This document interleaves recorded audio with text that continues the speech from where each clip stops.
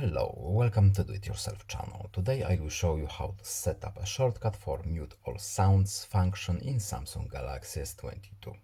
So where to look for this function and how to set up a shortcut for it.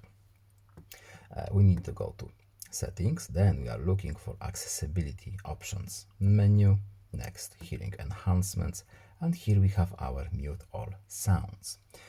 We can of course manually turn it on, but if you want to set up a shortcut, we can do it from here. So mute all sounds shortcut, we can turn it on, and now we have three possibilities how to set up this shortcut.